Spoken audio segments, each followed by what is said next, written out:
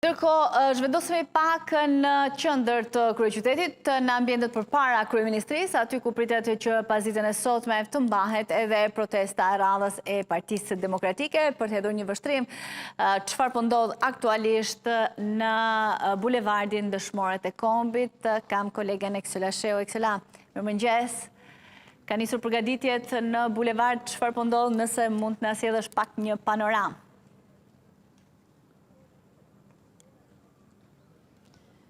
Të përshëndes Esmeralda, duket se kushtet atmosferike janë në favor të opozitës ditën e sotme, marrë parasysh që ditët e fundit ka qenë të paqëndrueshme, një kohë me diell për t'i lënë organizatorët për të bërë përgatitjet e fundit sa i takon kësaj proteste të tretë kombëtare pas asaj të 22 dhjetorit vitit kaluar, 24 janarit, ndërsa sot jemi më 10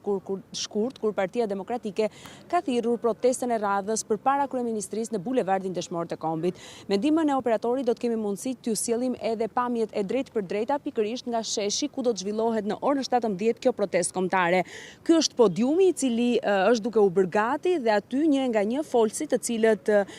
do të flasin dhe do t'i adresohen qytetarëve dhe protestuesve në shesh, do të marrin fjalën. Është një podium i cili ende nuk ka përfunduar. Si herët e tjera,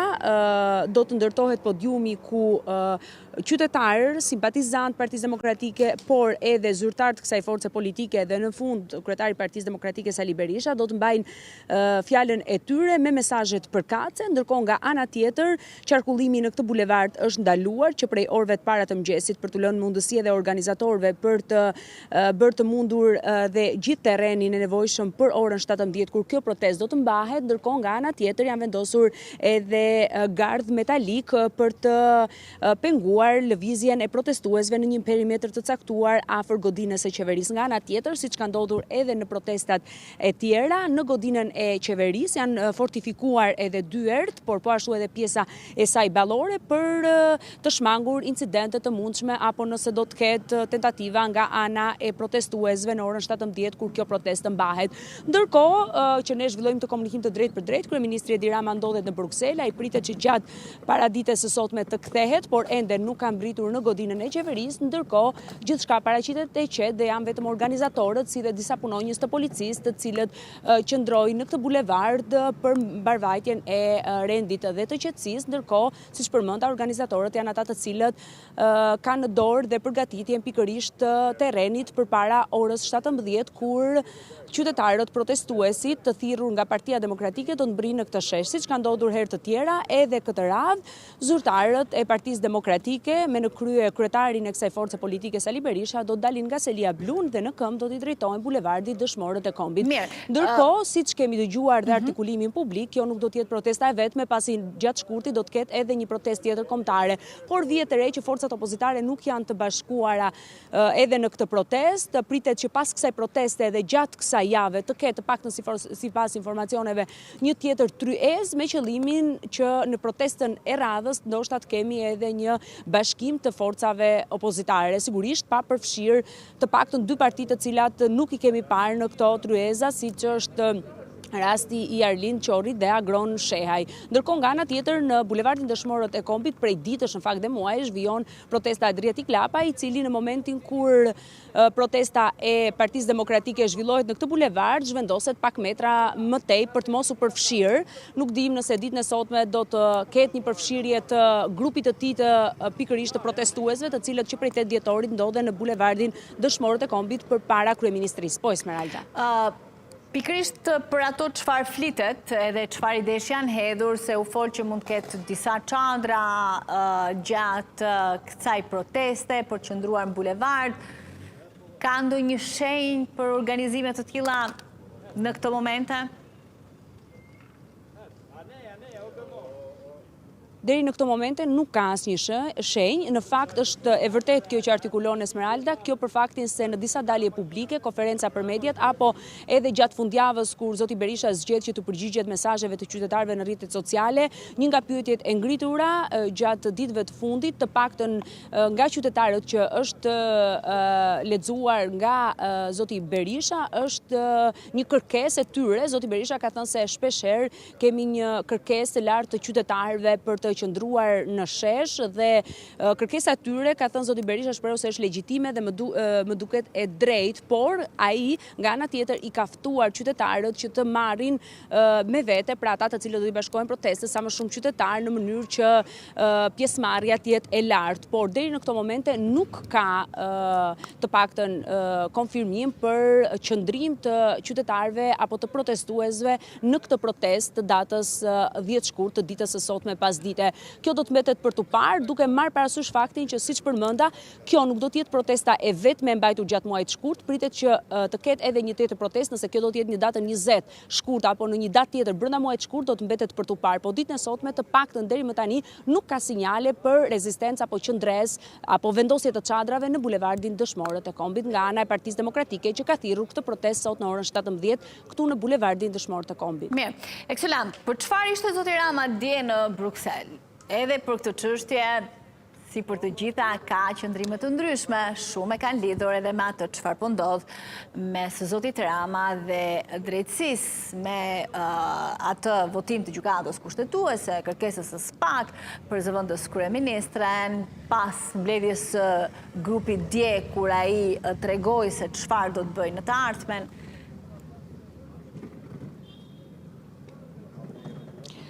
Po, Esmeralda, në fakt, kryeministri Rama është larguar dje gjatë drekës, pas mbledhjes së grupit parlamentar socialist drejt Brukselit. Mbrëmjen e djeshme ai ka patur një darkë pune me presidentin e Këshillit Evropian Antonio Costa, të paktën sipas informacioneve të pakta që kemi, duke marrë parasysh faktin që edhe kryeministria, por edhe vetë zoti Rama përmes rrjeteve sociale është treguar i rezervuar, vetëm publikimin gjatë mëngjesit të sotëm në rrjetin e tij social të 2 fotografive me presidentin e Këshillit Evropian Antonio Costa, të paktën sipas informacioneve që kemi,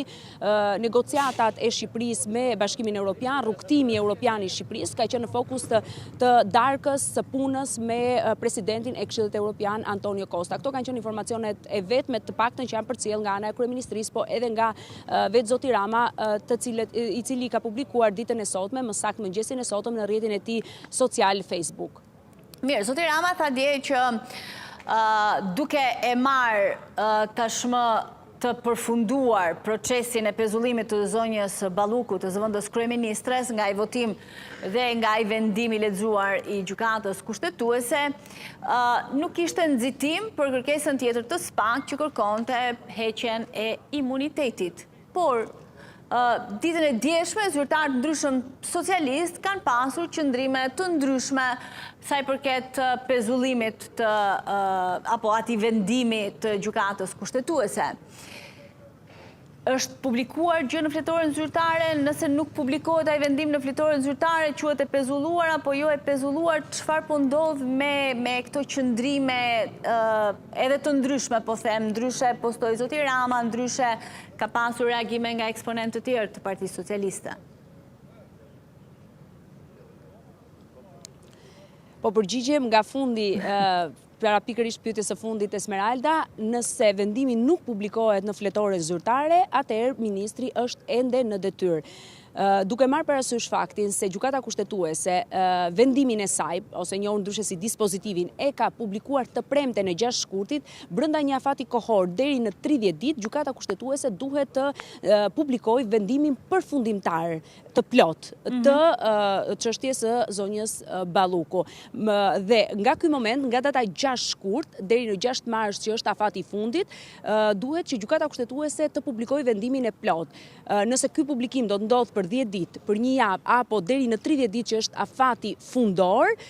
zonja Balluku qëndron në detyrë dhe menjëherë pas publikimit të plot të vendimit nga gjykata kushtetuese, publikohet vendimi në fletoren zyrtare. Pas publikimit të fletoren zyrtare, automatikisht zonja Balluku nuk mund të kryejë 2 funksionet e saj, zëvendës kryeministre dhe ministre për energjinë dhe infrastrukturën. Për të kthyer tek postimi i zotit Rama, të paktën nga ajo që ne lexojmë mes rrjeshtave në rrjetin e tij X, është se zoti Rama e pranon pezullimin dhe i vetmi kënaqur thot ndër të tjera ai është SPAK-u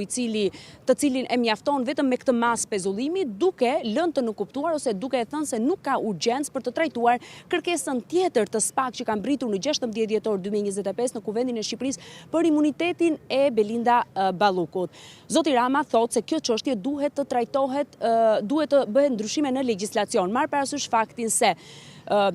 Zoti Rama e konsideron një ndërhyrje në kompetencat e tij pezullimin nga GKK të zëvendës kryeministres dhe ministres së infrastrukturës dhe energjisë, ju drejtua gjykatës kushtetuese për ta zgjitur këtë ngërç, duke marrë parasysh se gjykata kushtetuese pati një vendim 4-4, pra të barabartë, dhe në momentin kur kemi barazi votash konsiderohet kërkesa e rrëzuar e kryeministrit dhe lënë në fuqi vendimin e GKK,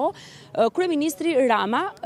ka deklaruar se do të bëhen ndryshime në legjislacion, pra Kuvendi Shqipërisë do të ketë ndryshime në kodin e procedurës penale dhe saktësisht në nenin 242 ku flitet për pezullim. Në këtë nen nuk mund të pezullohen të zgjedhur i drejt për drejt nga qytetarët dhe të zgjedhur i drejt për drejt nga qytetarët në vendin tonë që është Republikë Parlamentare janë 2 deputetët dhe kryetarët e bashkive. Në këtë nen pritet që të shtohen dhe antarët e qeverisë, po ashtu dhe presidenti i Republikës. Zoti Rama nuk e ka artikuluar se ku do të konsistojnë ndryshimet, por të paktën në leximin që ne kemi bërë dhe konsultimet që kemi patur me jurist të fushës, ky do të jetë pikërisht neni ku zoti Rama do të ndërhyjë dhe majoranca socialiste. Ky nen, pra ndryshimi në kodin e procedurës penale, kërkon shumicë të cilësuar 84 vota, të cilat zoti Rama i ka. Mund të ketë gjithmonë një opsion të dytë, por kjo është më e vështirë marrë parasysh dhe faktin se votat e socialistëve nuk janë të mjaftueshme, është ndërhyrja në kushtetut dhe në neni 73 sa i takon imunitetit të deputetit. Pra, siç jemi në këtë rast kur SPAK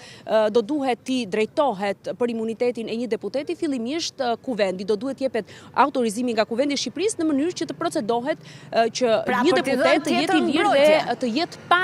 imunitet. Për t'i dhënë një tjetër mbrojtje, por kjo është më e vështirë, Esmeralda, marr parasysh faktin se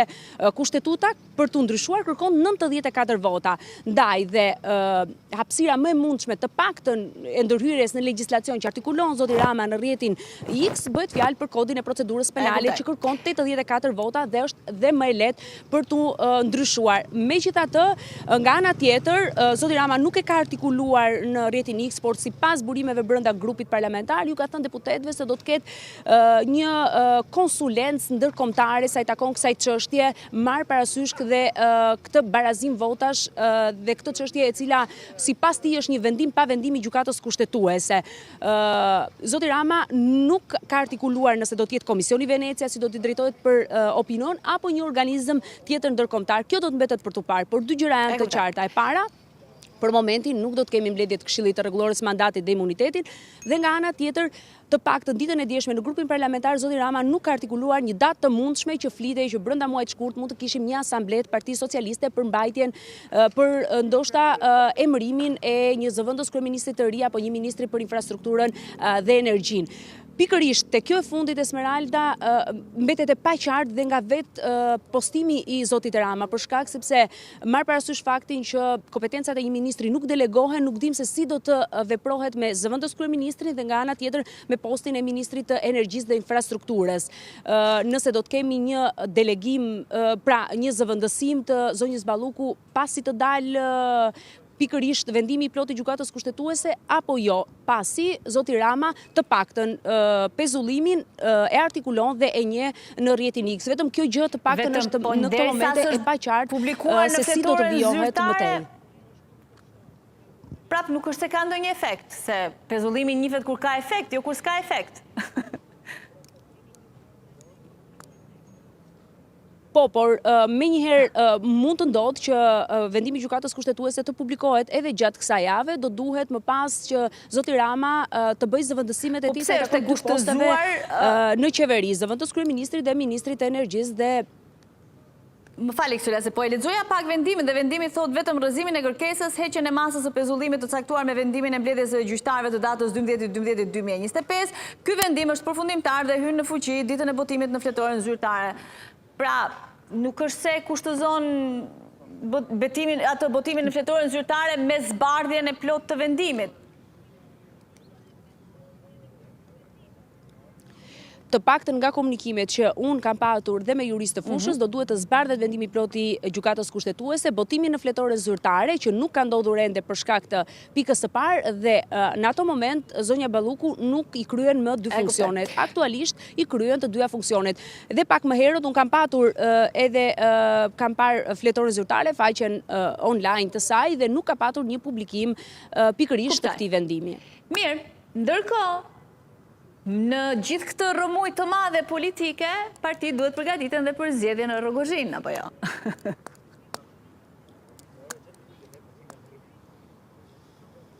Shumë ngjarje njëkohësisht, në fakt